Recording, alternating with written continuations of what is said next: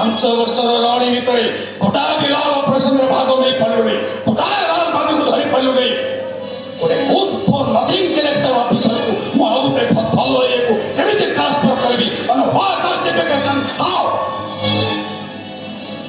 ସାହାଯ୍ୟ କଲାମିରେ ସହିତ ସାହାଯ୍ୟ କଲାମି କହିଲେ ତାପରେ ଜାଣିଛୁ ନା ଟିକେ ମାଲ ମାରି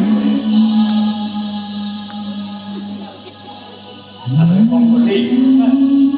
ଖାଲି ପତ୍ର ପାଖରେ ଡାକିଲେ କଣ କଲି?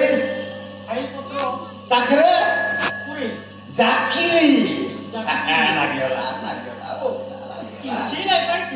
ଖାଲି ପତ୍ର ଡାକିଦେଲି ପାଖରେ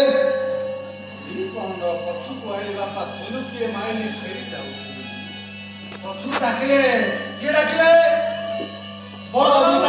ବସକୁ ଡାକିଲେ କହିଲେ ବିଭୀଷଣ ଶୁଣୁ। ମୁଁ କହିଲି ଆଜ୍ଞା କହୁନାହାନ୍ତି ପାଖକୁ କହୁନାହାନ୍ତି। ମତେ କାନରେ କହିଲେ କଣ କହିଲେ? କାନରେ କହିଲେ କୋଉଠି କହିଲେ? କାନରେ କହିଲେ ଯା କିଛି ଗୋଟେ କର ଦେଖିବା, ଏଥର କିଛି ଗୋଟେ କହିବି ରେ ସହିତ, ଏଥର କିଛି ଗୋଟେ କହିବି। ଆତଙ୍କ ଏ ନୀଳ ଜଙ୍ଗଲରେ ଆତଙ୍କ କରିବି। ଭାଗବତରେ କହିଲା କଣ କହିଲା? ନିଜକୁ ପଡ଼ିଲେ ପ୍ରମାଦ ଗୁରୁ ବ୍ରାହ୍ମଣ ଶିରଚ୍ଛେଦ। ଆତଙ୍କ କରିବି ଏଣିକି ଏବେ ବିଭୀଷଣରେ ତୀର ମାରିବେ। ଏ ନୀଳ ଜଙ୍ଗଲରେ ବାଘ ମଧ୍ୟ ରାସ୍ତା ଛାଡ଼ିଦେବ। ଆରେ ନା ଏ ଜଙ୍ଗଲୀ ମଣିଷ ମାନଙ୍କୁ ଯୋଉଠି ଦେଖିବ ତାକୁ ସନ୍ଦେହ କରିବ, ଲାଲ ନଦୀ ଆଖ୍ୟା ଦେଇ ବସାଇବା। ଆରେ ନା କିଛି ନହେଲେ ଲାଲ ବାଦୀଙ୍କର ପୋଷାକ ପତ୍ର ପିନ୍ଧେଇ ଦେଇ ସେମାନଙ୍କ ମୋ ନିକଟକୁ ବସାଇବ। ଗୋଟେଇ ସୁଟ୍ କରିଦିଅ।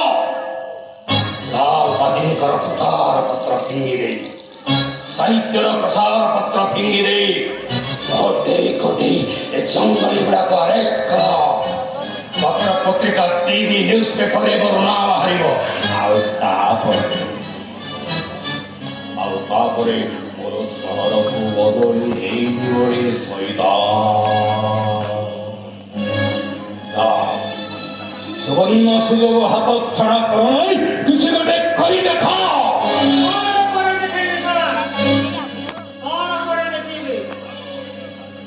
ଆପଣ ମୋତେ ଶୈତାନ ଡାକିଲେ? କଣ ମୁଁ ଶୈତାନ?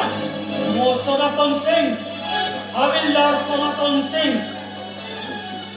ମୋ ପ୍ରମୋଶନ ପାଇଁ এই নিরীহ জঙ্গলী ମାନଙ୍କୁ লাল বাদী সজাই কଣ ମୁଁ ଆପଣଙ୍କ ପାଖରେ ଠିଆ କରିବି?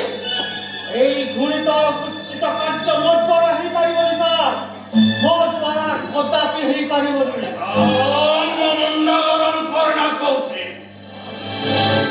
ଯଦି ବାହାଦୁରୀ ଦେଖେଇବା ପରେ ଏତେ ଗରମ, ତେବେ ଚାଲନ୍ତୁ এই ଦୁର୍ଗମ ଇଲାକାରେ, এই ନୀଳ ଜଙ୍ଗଲ ଦୁର୍ଗମ ଇଲାକାରେ ଯଦି ଶତଶତିକା ଆମେ ସେଇ ଲାଲ ବାଦୀର ସାମ୍ନା କରିବା।